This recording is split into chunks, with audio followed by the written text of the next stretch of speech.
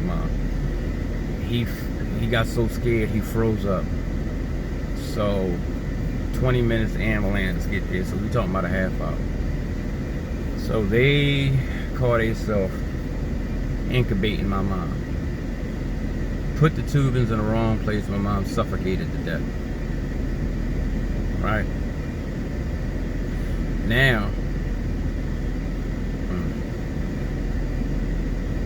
I'm hearing this, you know, that night, and the only thing that keep running through my mind is, why didn't I leave and bring her that money? Because I would have saw something was wrong. Because, you know, I had to do medication, and they used to have seizures and strokes and all that, you know. So I was pretty good at looking and knowing something was wrong with somebody. Just by looking at them, I knew it. So, you know, it ate me alive. So 2 years, my mom is in a hospice, I think that's what they call it, whatever, the rehabilitation centers. And they trying to say she brain dead. We don't want to hear it. Oh man, 2 years I watched her window just break down. So during that time, me and my wife used to get into a lot of arguments because I wouldn't go to the place to see my mom. And she couldn't understand. I did not want to see her like that. That's something I did not want to do. I didn't want to see her. So the one time I went, because it was like I was being forced to go. Not by somebody, but inside me. It was like I was being forced.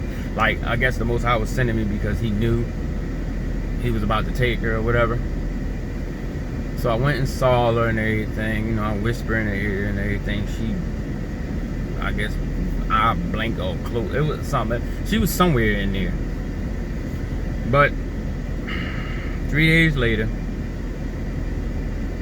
she starts shutting down. So everybody come up there. And I'm sitting here watching my mom's body shut down. And I'm going to tell you something.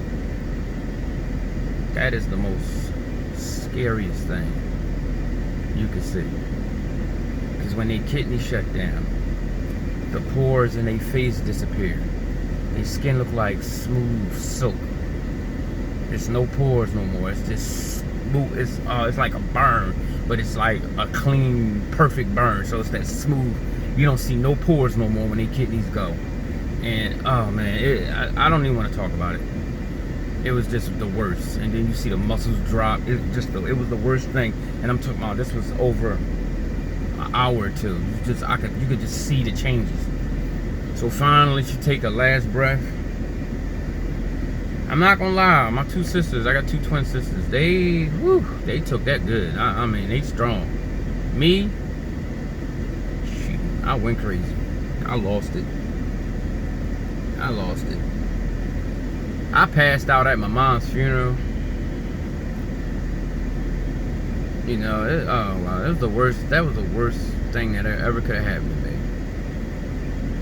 me. And during that time, I was going to church with my wife. You know, I didn't even believe in it. I just went so I wouldn't, you know, to please her. Like the Most High say, you hearkening to your wife's, the woman's voice. And when she died, I denounced it. Well, I know I wasn't denouncing the Most High.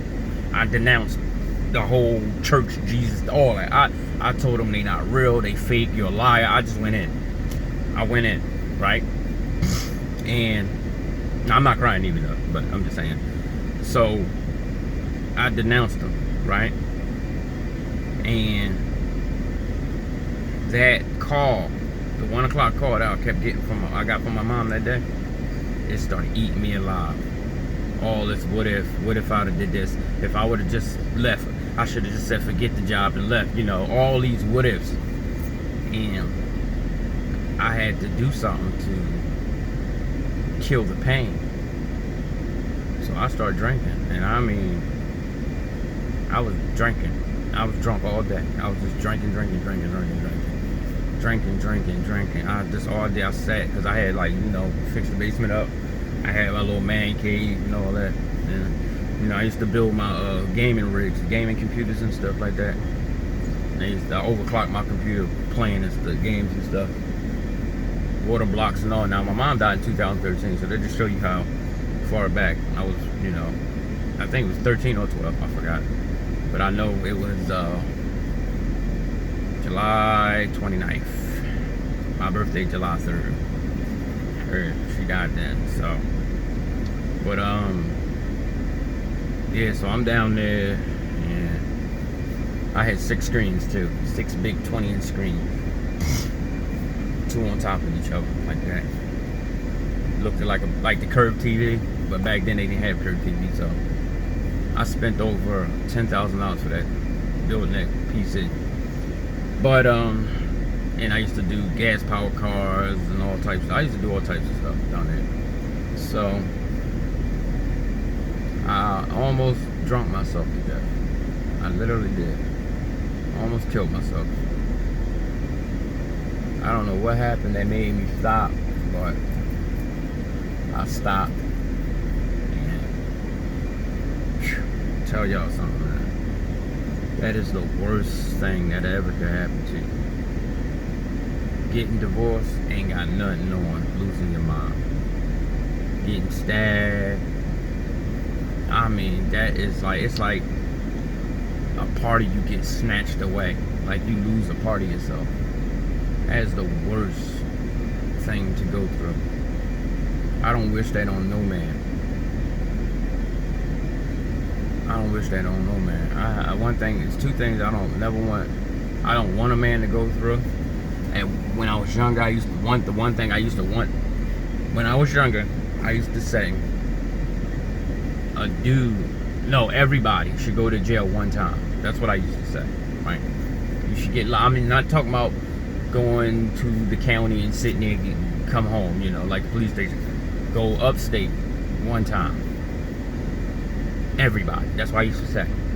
That would stop women from taking men to court for child support and all that, because they won't want it to happen to them, because that's what happens. These people don't care. They will do whatever they got to do. They want her to take you to court so they can lock you up and make money off your body.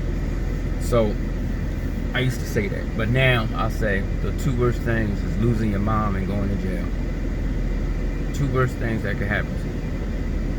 You lose a house, lose a car, lose a girl. You can always get all that stuff back. I'm not talking about her dying, just breaking up. You can always get that back. But when you in a place where you gotta ask to do this, they gotta tell you this. You're being told what time to go to bed. You're a 30-something-year-old man. Go to bed. Get up. Go out to the yard. Come get your commissary. Oh, it's dinner time, breakfast time. You gonna eat what we cook. You ain't got a choice to eat unless you're gonna make a chi-chi or something like that, you know, or soup, or you got, you know, you got well, a lot of us didn't have stores, but you know, you got some food and stuff, you know, for real. It's crazy, y'all. That was one of the worst things. And see, and when I came home, everybody used to say, because, you know, I was in the street. It was like, oh, what's up, da, da, da. You know, everybody wanted me to get back in the street. And I was like, no. And they told me I was scared. And I said, you're right. I am scared.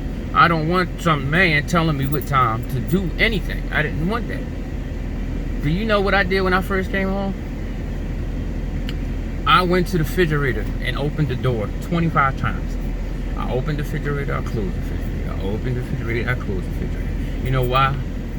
Because I couldn't do it. For 2 years, I couldn't open or close the refrigerator. You know, I couldn't do a lot of stuff. So, that's what I did when I first came home. How I know I did it 25 times, my wife called on. We separated, but she told me. She said, open, close, you know. It's crazy. And it's funny because I got home 6 months later. My best cousin died. That was like my brother. We did everything together. My cousin Rara. That was my man. I'm trying to tell you. That was like my brother. We did everything. You would call us frickin' frat. Where I was at, he was at. Where he was at, I was at. Everywhere. We used to live together. I mean, swap out cars. We used to do everything together, you know? And he died 6 months after I came home. I'm like, oh, I just had the worst Yeah, but I'm sorry to give y'all a sob story, or telling y'all my horror story, because that was the worst thing that ever happened to me. I want y'all to please release the idols. Run to your Father. Release the idols and run to your Father. There is no one, no power, no God, no nothing beside the Most High. He will save you. He will save you. There is no one beside him. He will save you. So you can't call on anybody. You can't say he's sending this. He's sending himself. Because no one will take his glory. This is his house. His house. He's going to rock it the way he wants. Alright, y'all. I hope y'all enjoyed this. I'm going to jump up in a book today. Actually, I'm going to read The Seed of Cain. I got one of the books called... No, The Seed of Satan. That's one of the books I got. So I'll probably read that a little later on today. I hope you young men and women enjoyed this. Leave me a comment. Let me know what you think. Shalom.